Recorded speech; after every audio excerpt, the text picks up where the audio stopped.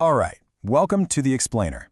Today we're getting into the world of androgens. You know, the hormones that basically write the biological script for masculinity. We're going to explore how medicine has developed these incredibly powerful tools to edit that script and how that can lead to some amazing results and some really surprising consequences. So let's start with the big question. What are these master hormones? And maybe more importantly, how in the world have we learned to control them? What happens when we try to turn the volume down or, crank it way up? Okay, so before we can even think about manipulating the system, we've got to understand the original blueprint, right? So let's start with the body's own master plan for making and using androgens. So, first things first, that word androgen, it's really just an umbrella term. It's a catch-all for any substance, whether it's natural or made in a lab, that produces those masculinizing effects. Everyone immediately thinks of testosterone, but he's really just the most famous member of a very large and very powerful family. Now here is where things get really fascinating. Where does this whole complex process even start?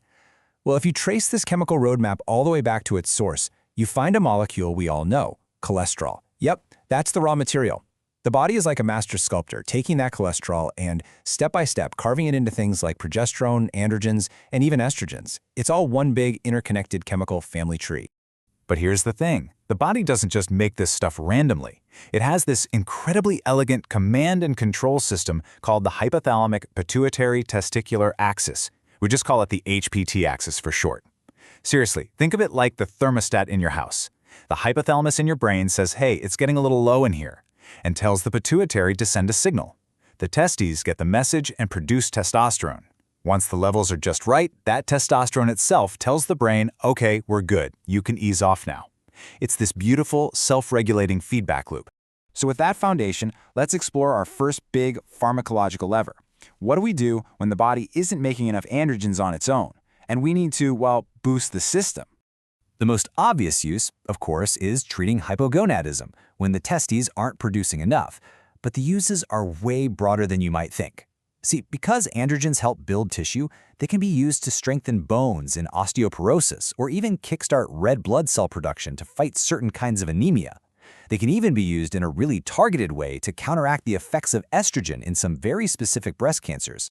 But actually delivering that testosterone is a really tricky business. And this chart shows you exactly why. Look at the injection on the left. It causes this huge, unnatural spike followed by a pretty miserable crash. It's a total roller coaster. Now compare that to the much steadier, more natural levels you get from a daily patch or gel. The goal isn't just to dump the hormone in. It's to mimic the body's own steady, natural rhythm. All right, on to our second lever. We've gone from just replacing what's missing to actively trying to enhance the system. So, what happens when the goal is to push way past the body's natural limits? And that, my friends, is the world of anabolic steroids. The chemistry here is actually pretty clever. These are synthetic versions of testosterone, but they've been tweaked. They're engineered to try and uncouple testosterone's two main jobs. The goal is to crank up the anabolic or tissue-building effects while trying to dial down the androgenic or masculining effects. And you can actually put a number on this.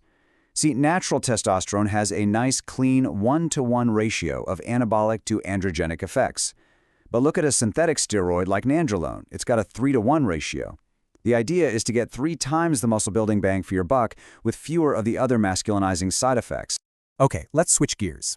We've hit the gas. Now for lever number 3. What happens when we need to do the exact opposite? What if we need to apply the brakes and block the whole androgen system? So, if you want to block the signal, you have to understand how the signal gets through in the first place. Just follow along here on the diagram. Testosterone, that's T, it cruises into a target cell. Now, inside, this enzyme called 5-alpha reductase can upgrade it to DHT, which is a much more potent version. Then, either of those hormones heads into the nucleus, latches onto a receptor, and starts flipping genetic switches. That's the chain of events we need to. And this is the crucial part. Modern medicine gives us 2 main strategies to do this. Strategy number 1 is to prevent the upgrade. Drugs like finasteride get in there and block that 5-alpha reductase enzyme so testosterone never gets turned into that super potent DHT. Strategy 2, just block the signal entirely. Drugs like flutimidide basically put a shield over the receptor, so even if the hormone shows up, its message just never gets hurt. So why would we ever want to hit the brakes? Well, these drugs are absolutely essential for things like prostate cancer, which is fueled by androgen activity. But here's the aha moment. That same exact mechanism is at play in way more common issues. Male pattern baldness, for instance, is driven by that same powerful DHT affecting hair follicles. So by blocking that DHT signal, we can treat all of these conditions that seem, on the surface, totally unrelated. And that brings us to our fourth and final lever. This is the master switch. See, so far we've been dealing with hormones that are already in the system. But what if we could go right to the source and just turn off the whole factory? Well, that is exactly the job of GnRH modulators. They go all the way back up to that HPT axis we talked about earlier, and they act directly on the brain's control panel. Instead of trying to manage hormones downstream, they just tell the entire production line to shut down. Full stop. Now, what's really wild is how we can do this. You have agonists, like leuprolide, and what they do is, paradoxically, they start by flooring the gas pedal. They cause this huge initial surge of hormones, but it's so overwhelming that the system basically just burns out and shuts itself down. Then you have antagonists, which are way more straightforward. They just walk in, slam on the brakes, and block the receptors for an immediate shutdown. So two completely different paths to get to the same exact place. But, and this is a big but, pulling any of these incredibly powerful levers comes with consequences. The endocrine system is this finely tuned biological orchestra.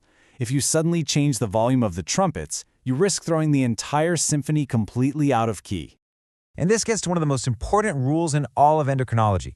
The body always pushes back. If you shove the system too hard in one direction, it will often overcorrect in the exact opposite way you intended. And this slide lays out that paradox just perfectly. In females, if you have excess androgens, you get predictable masculinizing effects. But in males, something really surprising happens. The body hits an emergency escape hatch, an enzyme called aromatase, and it starts converting all that extra testosterone into estrogen. This leads to feminizing effects. It is the body's last-ditch desperate effort to restore some kind of hormonal balance, even if the results are the last thing anyone wants. Which, of course, leaves us with this final and I think really crucial question. Our understanding of these hormonal levers gets more and more sophisticated every single year. We have this incredible power to treat disease, to alter biology. The real challenge for the future is going to be navigating the profound responsibility that comes with having that kind of power. This explainer drew on information from the sources you see right here. Thanks so much for joining us for The Explainer.